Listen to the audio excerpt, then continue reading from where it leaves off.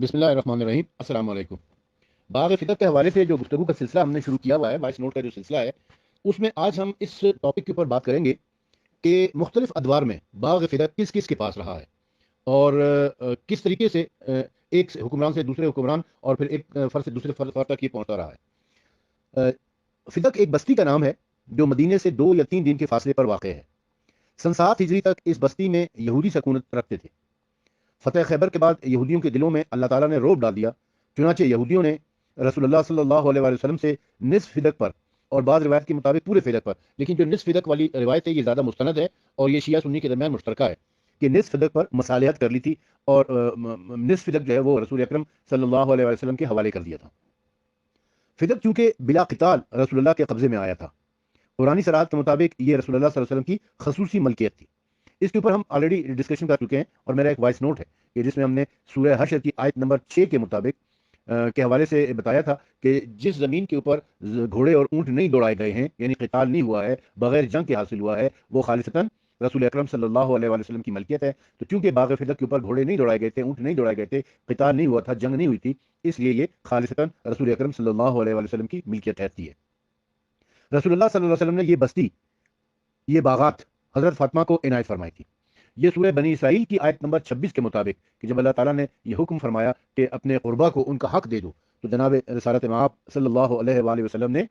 یہ باغ فدق سیدہ فاطمہ زہرا سلام اللہ علیہ کو ہبہ کر دیا، اور ایک تحریر بھی لکھ کے دی تھی۔ اور ایک روایت یہ بھی ہے کہ رسول خدا نے سیدہ فاطمہ زہرا، امام حسن اور امام حسین کو بلایا تھا اور کہا تھا کہ یہ باغ اللہ کے حکم کے مطابق میں تمہیں دے رہا ہوں، اور ایک تحریر بھی لکھ کے دی تھی اور اس کے اوپر اپنی مہر بھی لگا دی تھی۔ اور رسول اکرم صلی اللہ علیہ وسلم کے وصال تک یہ آپ ہی کے، یعنی سیدہ فاطمہ زہرا سلام اللہ علیہ کے قبضے میں رہا ہے۔ سیدہ فاطمہ زہرا کے ملازمین اس میں کام کرتے رہے ہیں، یعنی باغوں کی باقی جو نگرانی کرنی ہوتی ہے، درختوں سے پھل اتارنا، درختوں کا خیال رکھنا، پانی دینا وغیرہ وغیرہ، اس کے لیے سیدہ فاطمہ زہرا نے ملازم رکھے ہوئے تھے، اور وہ 4 سال تک، یعنی 7 ہجری سے لے کر 11 ہجری تک سیدہ فاطمہ زہرا سلام اللہ علیہ کی ملکیت تھی، اور اس میں سیدہ فاطمہ زہرا سلام اللہ علیہ کے ملازمین کام کر رہے تھے۔ یہ بات امام علی علیہ السلام کے ایک خط سے بھی ثابت ہوتی ہے۔ آپ کا ایک مکتوب ہے، مکتوب نمبر 45 نہج البلاغہ میں، نہج البلاغہ مکتوب نمبر 45 کے مطابق حضرت علی علیہ السلام نے حضرت عثمان بن حنیف رضی اللہ تعالیٰ عنہ کے نام اپنے ایک خط میں تحریر فرمایا تھا۔ عثمان بن حنیف آپ کے مقررہ گورنر تھے، اور یہ انصاری صحابی تھے، اور آپ نے انہیں گورنر، اپنے دور خلافت میں انہیں گورنر بنایا تھا، صوبے کا والی بنایا تھا، اور انہیں ایک خط لکھا تھا۔ اس خط کا اقتباس یہ ہے: بے شک اس آسمان کے سائے تلے لے دے کر ایک فدق ہمارے ہاتھوں میں تھا، اس پر بھی کچھ لوگوں کے منہ سے رال ٹپکی، اور دوسرے فریق نے اس کے جانے کی پرواہ نہ کی۔ یعنی ایک فدق ہی تھا جو ہمارے پاس تھا، اس کے علاوہ ہمارے پاس اور کوئی جائیداد نہیں ہے، کوئی مال و متاع ہمارے پاس نہیں ہے، کوئی جاگیر ہمارے پاس نہیں ہے۔ یہ بھی رسول اکرم صلی اللہ علیہ وسلم کی عطا تھی کہ انہوں نے اپنی بیٹی فاطمہ زہرا کو دیا تھا، وہ ایک ہمارے پاس تھا، لیکن کچھ لوگوں کو وہ بھی برداشت نہیں ہو رہا تھا، اور اس کے اوپر بھی قبضہ کر لیا گیا۔ رسول اکرم صلی اللہ علیہ وسلم کے وصال کے بعد علامہ ابن حجر مکی نے سوائی کے محرقہ میں لکھا ہے کہ حضرت عمر نے فدق چھین لیا تھا۔ حضرت ابو بکر کے دور میں باغ فدق کے اوپر حکمرانوں نے قبضہ کر لیا تھا۔ ایک روایت یہ ہے کہ حضرت ابو بکر کے دور میں تو کر لیا تھا، لیکن حضرت عمر نے جو ہے نا پھر وہ واپس کیا ہے، لیکن یہ روایت ضعیف ہے۔ مستند روایت یہی ہے کہ حضرت ابو بکر نے جو فدق کے اوپر قبضہ کیا تھا وہ حضرت عمر کے دور خلافت میں بھی برقرار رہا ہے، یہاں تک کہ حضرت عثمان کا دور خلافت آ گیا۔ حضرت عثمان نے وہ باغ فدق جو کہ سیدہ فاطمہ زہرا کی ملکیت تھا، فاطمہ زہرا سلام اللہ علیہ کا حق تھا، وہ اپنے داماد اور اپنے چچا زاد بھائی مروان بن الحکم کو بخش دیا تھا۔ مروان بن الحکم کو آپ جانتے ہوں گے کہ یہ اور اس کے باپ کو رسول اکرم صلی اللہ علیہ وسلم، اس کے باپ کا نام تھا حکم بن العاص، ان دونوں کو رسول اکرم صلی اللہ علیہ وسلم نے مدینہ بدر کر دیا تھا، کیونکہ یہ حکم بن العاص گستاخ رسول تھا، یہ رسول اکرم صلی اللہ علیہ وسلم کی نقلیں اڑایا کرتا تھا۔ ایک مرتبہ رسول اکرم نے اس کو دیکھ لیا نقل اڑاتے ہوئے، یہ چپکلی کی شکل بنا رہا تھا، رسول اکرم کی پیچھے چپکلی کی شکل بنا کے منہ چڑھا رہا تھا رسول اکرم کو۔ رسول اکرم نے دیکھ لیا اور اسے بدوا دی کہ تو ایسا ہی ہو جا، اور پھر یہ ہمیشہ کے لیے ویسے ہی ہو گیا تھا۔ تو حضرت عثمان نے اپنے دور خلافت میں اس کو مدینہ بلا لیا۔ نہ صرف یہ کہ مدینہ بلا لیا، بلکہ مروان جو اس وقت تک جوان ہو چکا تھا، اس سے اپنی بیٹی سیدہ فاطمہ زہرا سلام اللہ علیہ، اپنی بیٹی مریم کی، معذرت کرتا ہوں، اپنی بیٹی مریم کی شادی بھی اس کے ساتھ کر دی، اور مروان حضرت عثمان کا چچا زاد بھائی ہونے کے ساتھ ساتھ حضرت عثمان کا داماد بھی بن گیا، اور اسے پھر اپنا جنرل سیکرٹری بنا لیا۔ جنرل سیکرٹری کہتے ہیں کہ آپ وزیر اعظم بنا لیا، خود بادشاہ ہیں تو ان کو وزیر اعظم بنا دیا، اور تمام تر اختیار مروان کے ہاتھ میں آ گیا، اور باغ فدق بھی اس کو ہبہ کر دیا، بخش دیا، اسے دے دیا، تحفے کے طور پر اسے دے دیا اپنے دور خلافت میں۔ جب حضرت علی علیہ السلام کی خلافت قائم ہوئی تو بنو امیہ کی لوٹی ہوئی دیگر تمام جائیدادوں اور اموال کے ساتھ فدق بھی مروان سے لے لیا گیا۔ دیکھیں، جب حضرت علی علیہ السلام خلیفہ بنے ہیں عثمان کے قتل کے بعد، تو بنو امیہ والے تو سارے مدینے سے بھاگ گئے تھے،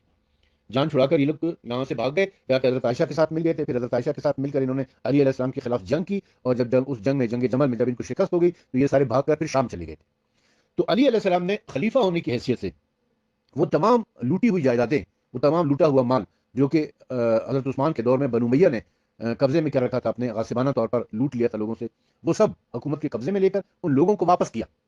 جن جن کا وہ مال تھا ان سب کو لوٹا دیا گیا تھا۔ تو باغ فدق بھی مروان سے قبضے میں لے لیا گیا تھا۔ مروان تو ویسے بھی وہ بھاگ گیا تھا، وہ تھا ہی نہیں مدینے میں، پھر وہ معاویہ کے دور حکومت میں دوبارہ گورنر بن کے آیا تھا مدینے، لیکن اس وقت تک اس کے وہ تو چونکہ مدینے سے بھاگ گیا تھا، تو علی علیہ السلام نے اسے اپنے قبضے میں لے لیا تھا۔ اب وہ بعض لوگ یہاں پر یہ سوال کرتے ہیں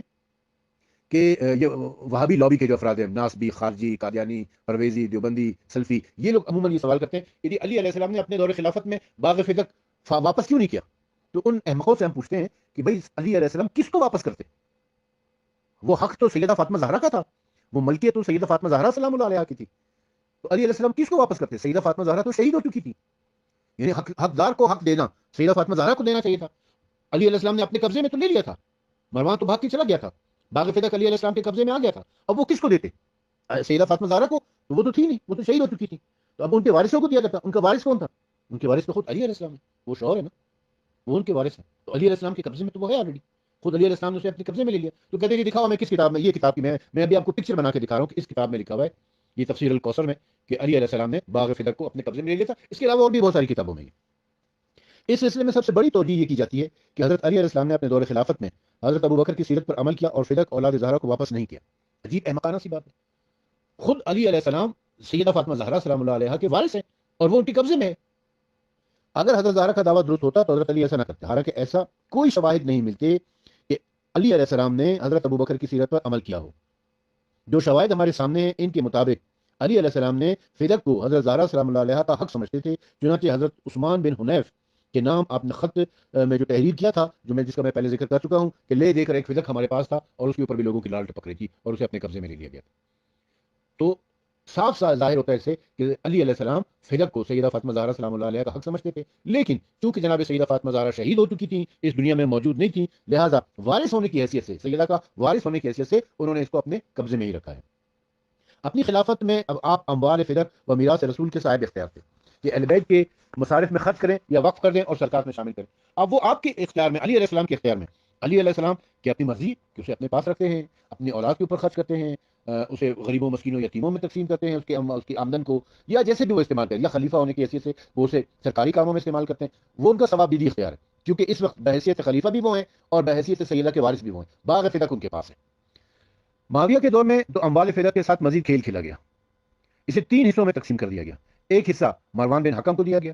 ایک حصہ عمر بن عثمان کو دیا گیا، اور ایک حصہ معاویہ نے اپنے بیٹے یزید کو دے دیا۔ یعنی اس سے آپ کو اندازہ ہوتا ہوگا کہ باغ فدق اتنی بڑی جاگیر تھی، اتنی بڑی جائیداد تھی کہ اسے تین حصوں میں تقسیم کیا گیا تھا۔ جب مروان کی اپنی حکومت قائم ہوئی تو پھر پورے، یعنی یزید کے مرنے کے بعد، یزید کے مرنے کے بعد جب مروان حکمران ہوا تھا، تو اچھا یہ بھی کہ جب یزید حکمران ہوا تو اس نے پھر پورا اپنے قبضے میں لے لیا تھا۔ جب مروان کی اپنی حکومت قائم ہوئی تو پورے پر اسی کا دوبارہ قبضہ ہو گیا۔ جب عمر بن عبدالعزیز بن مروان کی حکومت قائم ہوئی تو انہوں نے مدینے کے اپنے والی کو لکھا کہ فدق اولاد فاطمہ کو واپس کیا جائے۔ بنو امیہ میں جتنے بھی حکمران گزرے ہیں ان میں حضرت عمر بن عبدالعزیز ایک نیک اور صالح انسان تھے، اور انہوں نے حقدار کو ان کا حق دیا ہے۔ انہوں نے بہت سارے اچھے اچھے اقدامات کیے تھے، جن میں سے ایک یہ بھی تھا کہ انہوں نے ممبروں کے اوپر بیٹھ کر علی اور اولاد علی علیہ السلام کو جو سب و شتم کیا جاتا تھا، جو لان تان کی جاتی تھی، جو گالی گلوچ کی جاتی تھی، اسے بند کروا کے اس کی جگہ پر خطبہ جمعہ شروع کروایا تھا۔ اور دوسرا جو انہوں نے بہت مستحسن قدم اٹھایا تھا وہ یہ تھا کہ انہوں نے اپنے والی کو لکھا، یعنی اپنے گورنر کو، مدینے کے حجاز کے گورنر کو، کہ باغ فدق سیدہ فاطمہ زہرا کے وارثوں کو دے دیا جائے۔ تو اس کے والی نے جواب میں لکھا کہ اولاد فاطمہ مختلف کنبوں میں پھیلی ہوئی ہے، میں کس کس کو دے دوں؟ جواباً حضرت عمر بن عبدالعزیز نے لکھا، اگر میں تجھے لکھوں کہ ایک گائے ذبح کرو تو پوچھے گا کہ اس کا رنگ کیا ہو، اس کی عمر کیسی ہو، اس کے سینگ کتنے ہوں، اس کی ٹانگیں کیسی ہوں۔ اس قسم کے بہانے مت کرو، میرا خط ملتے ہی اولاد فاطمہ میں تقسیم کرو۔ اس پر بنو امیہ کے لوگوں نے صدائے احتجاج بلند کی، تم نے شیخین کی صورت کو متون کیا ہے۔ یہ حضرت عمر بن عبدالعزیز کو کہا کہ تم نے شیخین کی صورت، یعنی حضرت ابوبکر اور حضرت عمر کی صورت کو، حضرت ابوبکر اور حضرت عمر کی سیرت کو تم نے تبدیل کر دیا ہے، کیونکہ ابوبکر اور عمر نے اپنے قبضے میں رکھا ہوا تھا، یعنی حکومت کے قبضے میں رکھا ہوا تھا۔ عمر بن عبدالعزیز نے کہا کہ میں جانتا ہوں تم نہیں جانتے، مجھے یاد ہے کہ تم نے بلا دیا ہے۔ اس کے بعد یزید بن عبد الملک نے اولاد فاطمہ سے فدق دوبارہ چھین لیا اور مروان کی اولاد کے قبضے میں دے دیا گیا۔ جب بنی عباس کی حکومت قائم ہوئی تو ابو العباس صفا نے فدق اولاد فاطمہ سلام اللہ علیہ کے حوالے کیا۔ بعد میں ابو جعفر منصور نے پھر چھین لیا۔ بعد میں مہدی منصور نے